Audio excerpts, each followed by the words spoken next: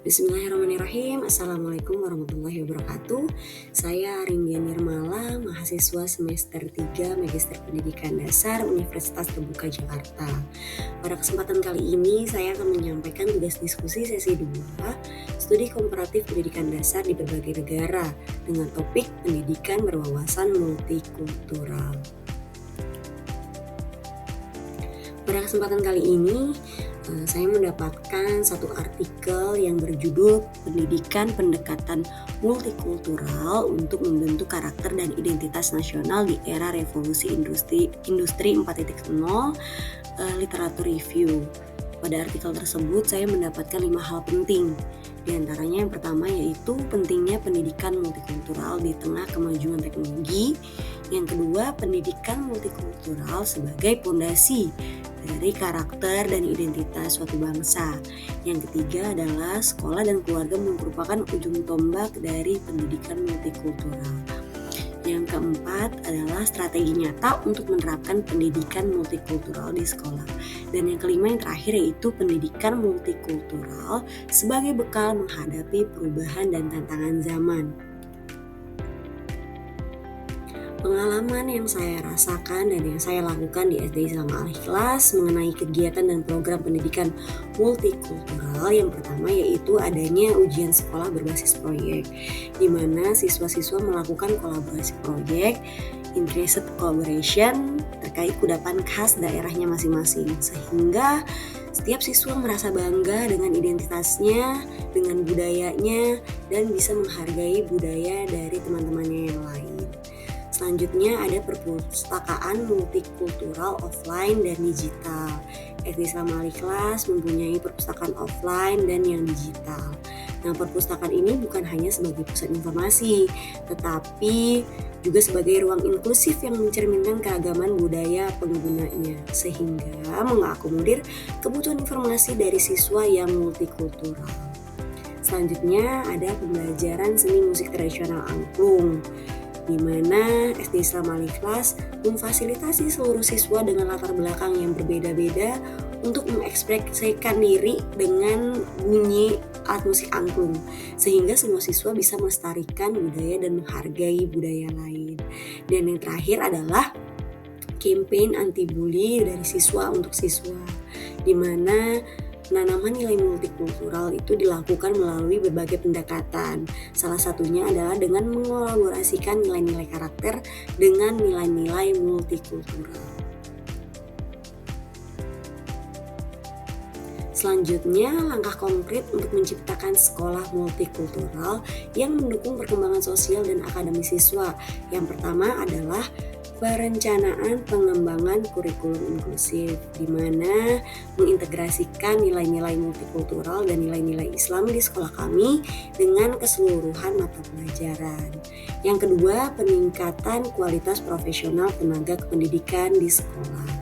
Yang ketiga, adanya kegiatan yang bertemakan budaya, mulai dari kelas rendah sampai kelas tinggi. Selanjutnya, menciptakan kegiatan kolaboratif antar siswa. Berikutnya, melibatkan orang tua dan masyarakat sekitar. Dan yang terakhir, melakukan evaluasi dan refleksi secara berkala. Selain artikel tersebut, kami juga diberikan suatu video yang berjudul New Boy, di mana dari video tersebut saya mendapatkan pelajaran yang bisa kita petik. Yang pertama yaitu empati dan afirmasi terhadap orang lain yang ada di sekitar kita. Itu merupakan suatu hal yang sangat penting untuk kita bersosialisasi. Yang kedua adalah trauma dan identitas sangat mempengaruhi cara bersikap seseorang di lingkungan yang baru.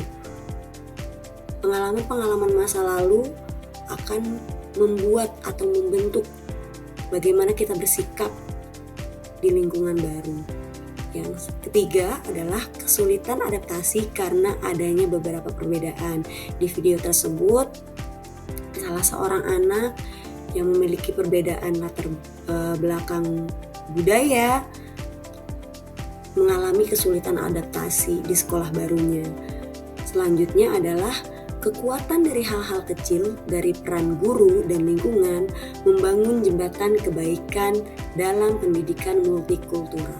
Ternyata di sini saya mendapatkan pembelajaran bahwa dari hal-hal kecil yang dilakukan guru, dilakukan teman-teman di sekitar seorang anak itu sangat mempengaruhi, membangun rasa percaya diri, membangun rasa nyaman, sehingga terjadinya jembatan-jembatan kebaikan dalam pendidikan multikultural tersebut.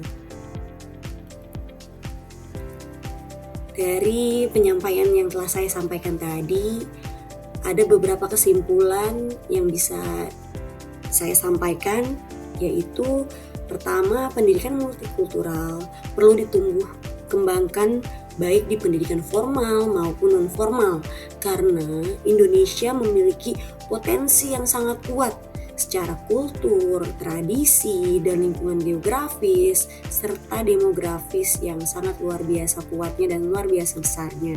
Sehingga pendidikan memiliki peran yang cukup besar untuk memberikan penanaman pemahaman multikultural.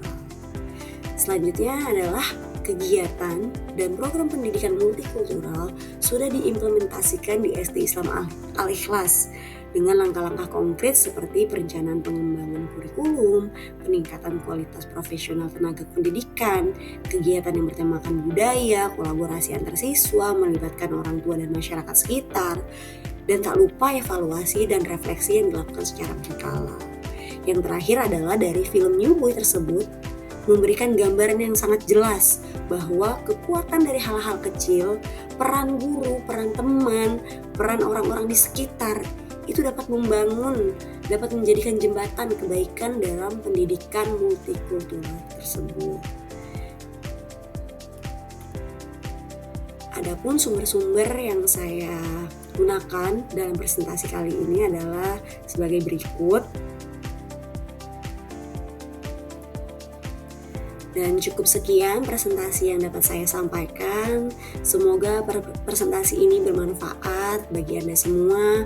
Mohon maaf apabila ada kesalahan atau kekurangan dalam penyampaian. Wassalamualaikum warahmatullahi wabarakatuh.